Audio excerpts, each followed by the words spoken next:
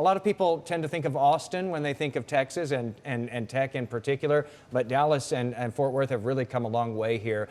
Let's start on the west side of our area here, where those incentives for $1 billion data center sparked a lot of pushback. We've seen this in other areas as well. What's going on there? Yeah, as we all use ChatGPT or all these different AI agents to help us plan our next trip or help us watch our diet, these data center companies are rushing to build these all over the place, but especially in DFW. And that has sparked pushback. It was interesting to see that come up, though, in Fort Worth, which is pretty business friendly, has done other similar deals with data center developers. But it speaks to kind of the pushback that's rising across the nation as you get to. And to be clear, the vote, or actually, sorry, there was no vote on Tuesday. They kind of kicked that down the road. Doesn't mean it's not going to happen.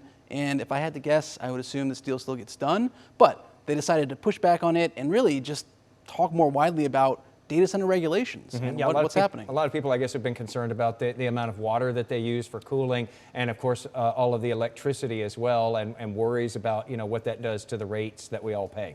A lot of water use, a lot of electricity use, although when you ask these companies, they say we've gotten much better with the technology, we recycle all of our water pretty much, and so it's just the initial amount of water that you use, and then you can keep cleaning it and things like that. So there's a lot of different pieces at play, and the technology is changing so quickly that it's hard even for the public to keep up. All right, let's talk about this big launch yesterday that was, this historic Artemis II launch. Really fun. I was sitting in traffic when it happened, so I didn't get to see it live as it's actually taking place, so that was a bummer. It really did captivate the nation, though. A lot of people, kind of glued to their screens watching this. I can at least see replays like this right here. Look at that. Can you talk about the Dallas connection to this?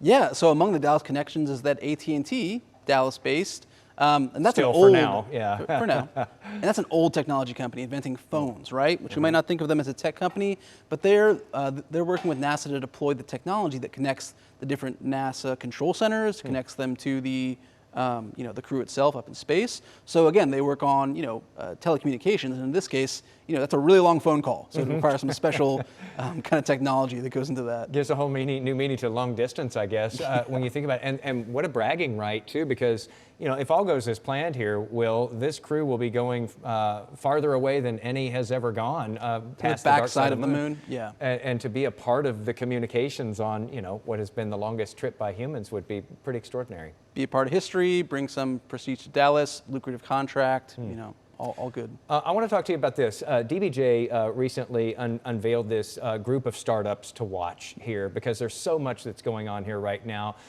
You're really involved in these things. You see what's out there. What are some of the things that we should be watching? What's going on here right under our noses, but we don't know it? Yeah, thanks for asking, because the Startups to Watch was a feature I was really proud of. A lot of people think startups, they think of Austin and what Dell became and all the entrepreneurial energy. DFW, Dallas, got a lot of entrepreneurial energy. And so we featured 10 companies, some like Goat Fuel, which is co-founded by NFL great Jerry Rice. You might have heard of him. And they turn mushrooms and monk fruit into energy drinks. There's another one, Triple Moon, that did pediatric therapy, pediatric mental health services for kids and their families, really important issue. One that's been sticking with me recently is a Dallas company right here making, it's called MedCat, and they make custom 3D printed facial implants for people with head injuries. Oh, wow. Including those fighting against Russia and Ukraine, which head injuries have become really common with this drone warfare and all that. And some of their pieces are going over there now to help people who might have been injured in that. And all of that's going on here, and that's just 3 of them that you pull right off the top of your head here. But it's kind of fascinating how many things are going on in this big incubator we know as DFW and North Texas writ large. There's just so many things out there that are happening that are innovative.